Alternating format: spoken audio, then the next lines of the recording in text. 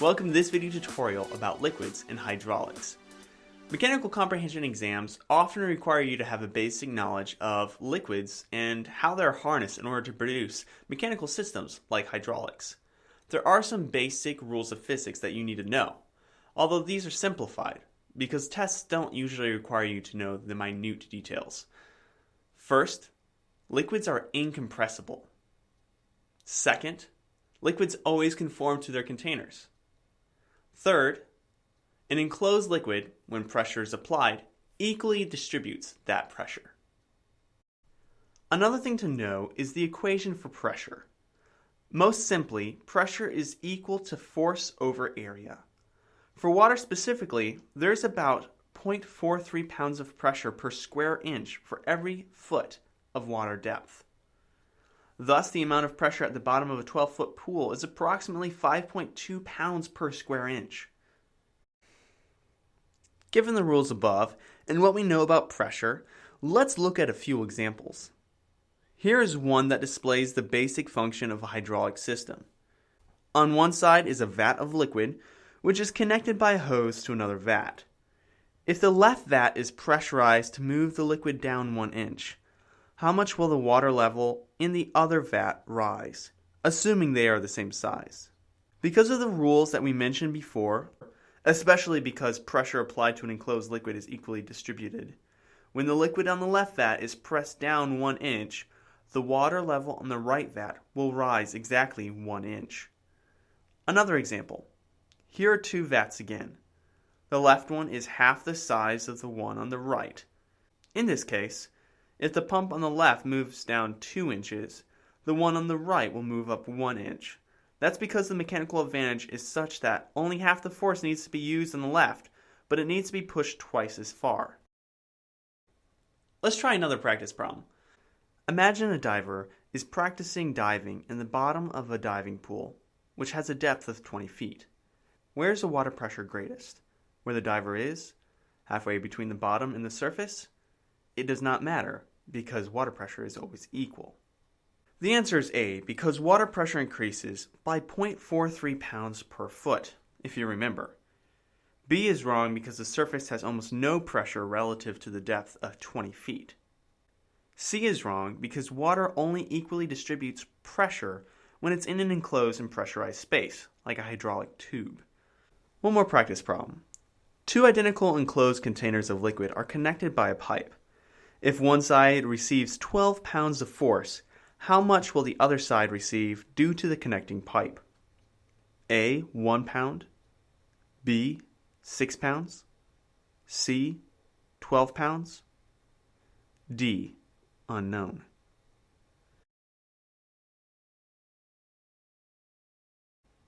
The answer is C, because the containers are equal in size and are pressurized, so therefore they will distribute weight equally. I hope that helps. Thanks for watching this video tutorial.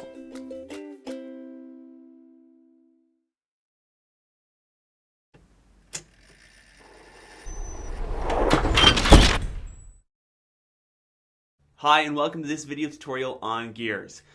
On a mechanical aptitude test, it's not uncommon to find a couple of questions relating to gears. Gears are a system of interlocking wheels that can produce massive amounts of mechanical advantage.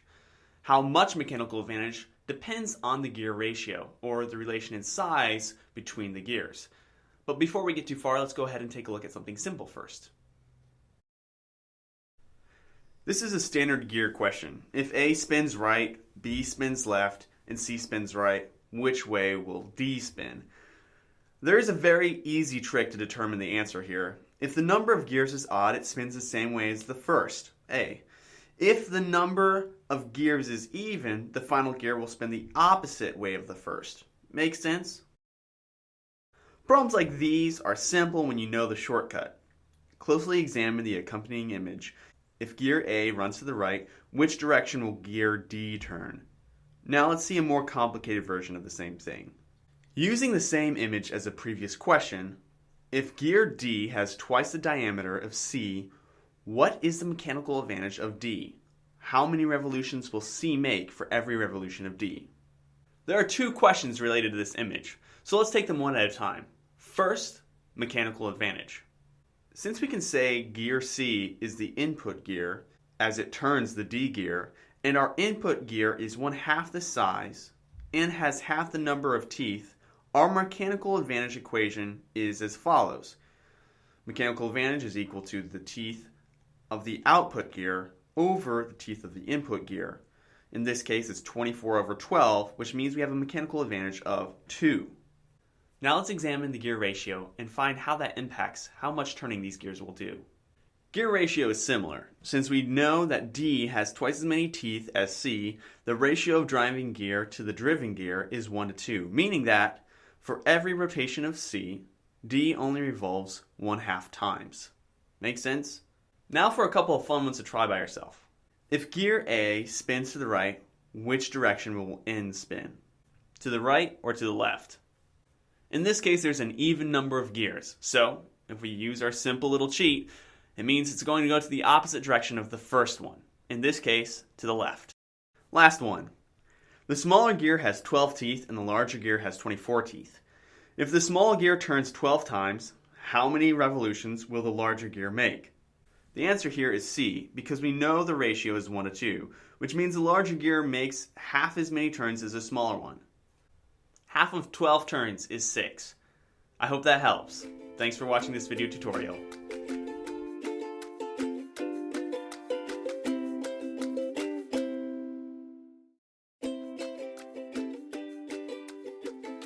Hi, and welcome to this video tutorial on horsepower.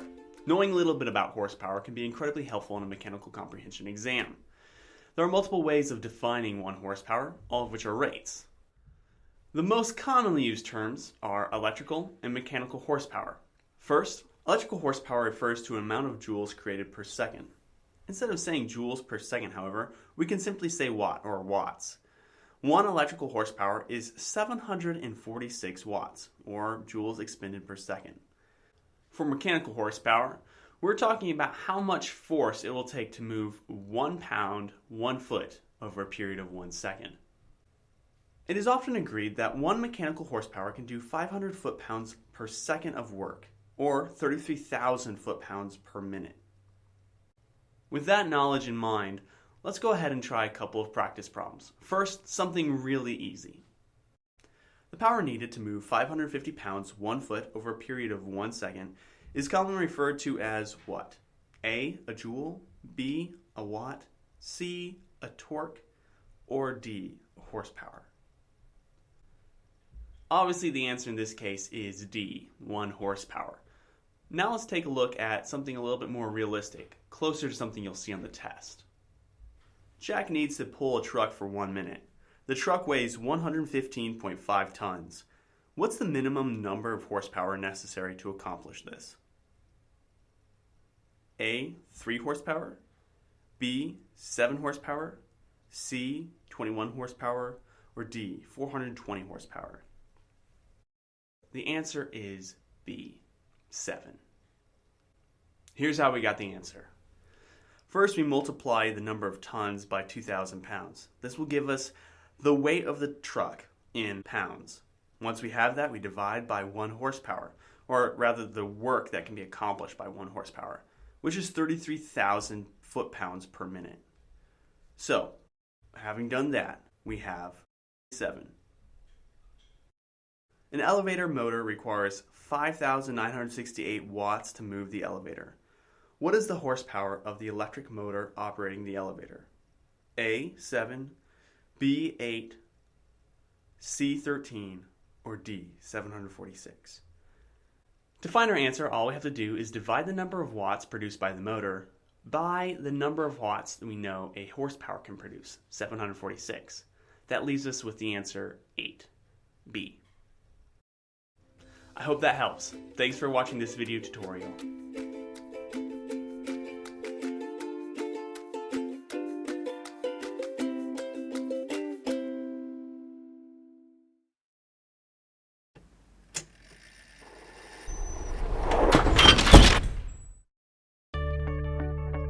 Hi, welcome to this video tutorial about power, friction, and inefficiency.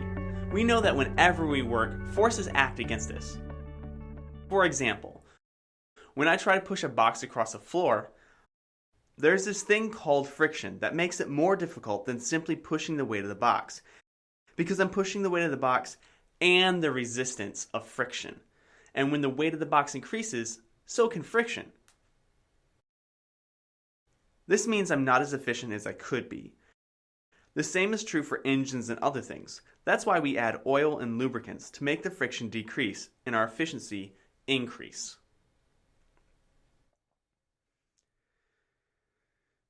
Sometimes questions about friction and efficiency end up on our mechanical comprehension exams. So let's be ready and try a couple of practice problems. Imagine you're using a pulley system to lift a box that weighs 100 pounds, but the pulleys are only 50% efficient. How many pounds of force are you actually putting into moving the box? Here's how to solve one of these. Just divide power output by efficiency. Here, our power output is 100, and efficiency is 0.50, or 50%. Thus, power output divided by efficiency is equal to 100 over 0.5.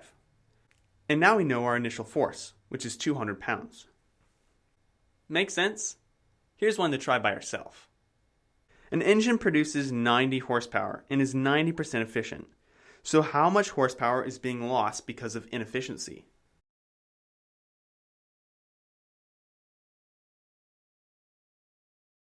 Remember, the output is placed over the efficiency. 90 horsepower over 0.9 in this case. That's equal to 100 horsepower, and that is what the engine would be on total efficiency. But the question is asking how much is being lost due to inefficiency. So we subtract 90 horsepower output from the 100 horsepower, which would be the 100% efficiency, and we end up with 10 horsepower. 10 horsepower is being lost due to inefficiency. I hope that helps. Thanks for watching this video tutorial.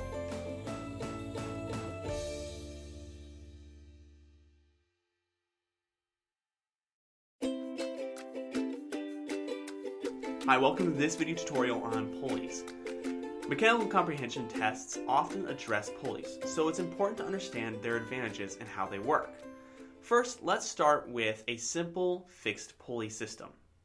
A fixed pulley is when a rope or chain or something similar is wrapped around a wheel or axle in order to raise or move a weight, like this.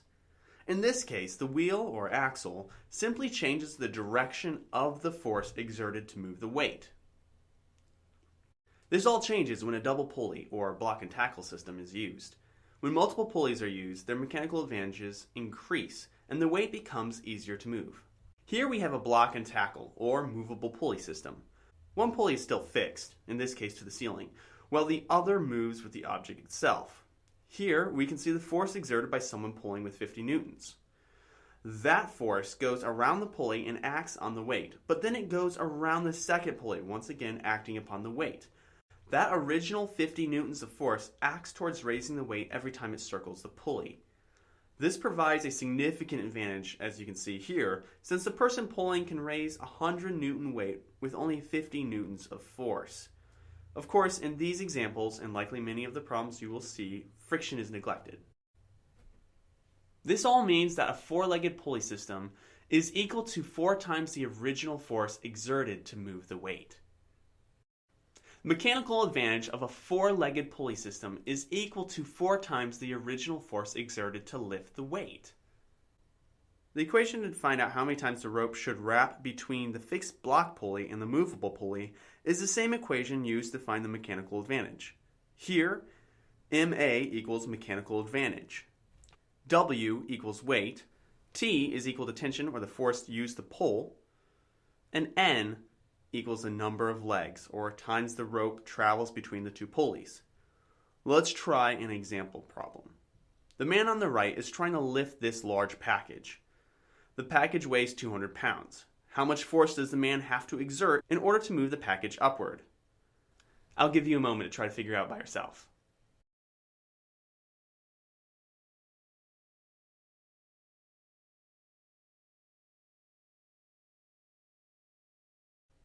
Here's the answer. First, let's take a look at the mechanical advantage for this pulley system using our equation. It looks like we have a mechanical advantage of 2, because in this case, n is equal to 2. So that means the force of the man's pull will be doubled, yet even that won't be enough to lift the 200-pound package. In this case, the answer is no. The man will not be able to lift the weight even if he pulls with 80 pounds of force. I hope that helps. Thanks for watching this video tutorial.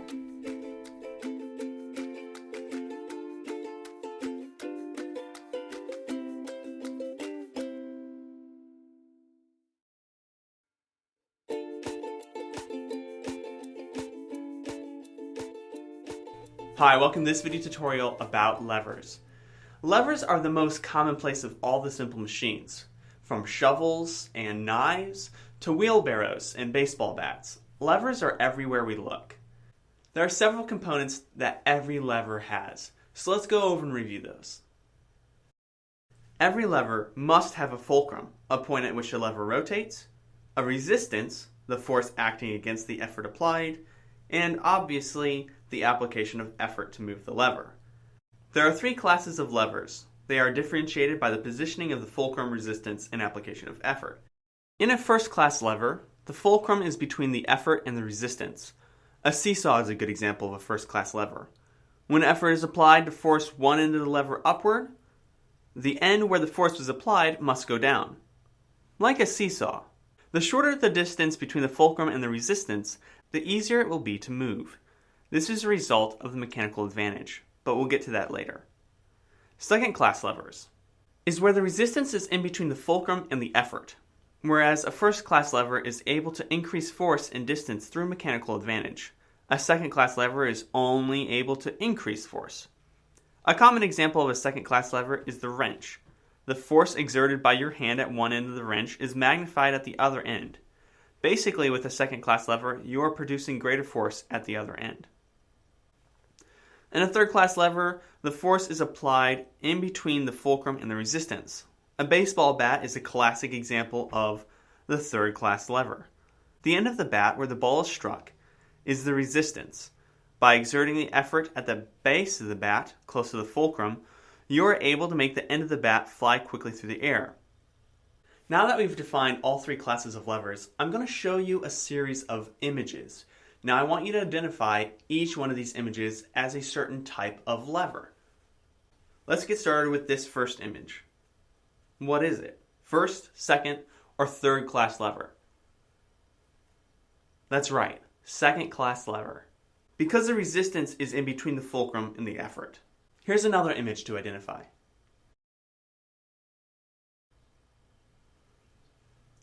This is a third class lever. Look at where the force is applied. It's in between the fulcrum and the resistance. Like a baseball bat, this is a third class lever. I hope that helps.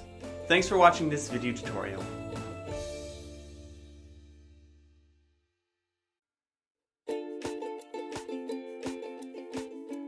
Hi, welcome to this video tutorial about wedges. Now, wedges are one of the most common simple machines, as they don't have any moving parts but provide a large mechanical advantage. As you are aware, the shape of a wedge is just a triangle, usually isosceles, so that the length of two sides are equal, like the example shown here. Sometimes objects called inclined planes are also used to the same effect. Thankfully, finding the mechanical advantage of these two objects is relatively easy. Take, for example, this wedge. It has a length of 10 units and a width of 4 units. The equation for finding mechanical advantage is MA is equal to L over W, where L is equal to length and W is equal to width. So in this case, we divide 10 by 4, which equals 2.5. The mechanical advantage is 2.5. Let's try another. In this example, we have a wedge that has a length of 21 units and a width of 3. What's the mechanical advantage of this wedge? Well, as you can see, it's just going to be 7 because we divide the length, 21, by the width, which is only 3. Make sense? Try a couple on your own. A wedge is 14 inches in length, and the mechanical advantage is 7. What is the width of the tool? We already know that the mechanical advantage is 7, and we know that the length is 14. We're dividing 14 by something to get 7. The answer is 2. Now, if you're concerned about inclined planes, don't be. Like I said, they work almost exactly the same as a wedge. The mechanical advantage is similarly calculated as well. So here's an example. The length is 15 and the height is 5. The mechanical advantage is 3. 15 divided by 5 is 3. Let's try one more practice problem. A truck ramp is used for its mechanical advantage. If it's 18 meters long and 3 meters high, what is the mechanical advantage of this inclined plane? The answer is 6. 18 divided by 3 is 6. I hope that helps. Thanks for watching this video tutorial.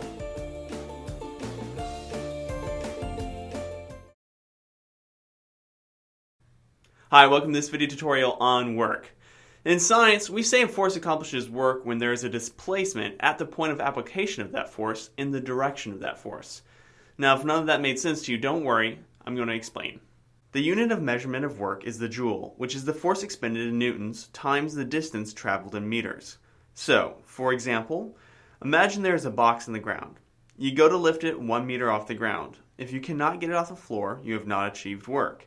If, however, you do lift it 1 meter and expend 20 newtons of energy doing so, you have achieved 20 joules of work, because you lifted the box 1 meter using 20 newtons, and 20 newtons times 1 meter is 20 joules. Make sense? Let's try some other examples. If a rock climber expends 660 newtons up a 30-meter cliff, how much work did he exert? The answer is D, 19,800 joules, because we multiply 660 newtons by 30 meters. Let's try another one. A child uses 3.5 newtons to throw a ball into the air about 2.3 meters. How much work has she achieved? The answer is C, 8.05 joules. Again, we only have to multiply 3.5 newtons by 2.3 meters. So, as long as we remember that work is always going to be defined in terms of force expended to displace a body over distance, we will get the right units, usually joules. To find our answer, we simply multiply the force by the distance, usually newtons times meters. Make sense? I hope that helps. Thanks for watching this video tutorial.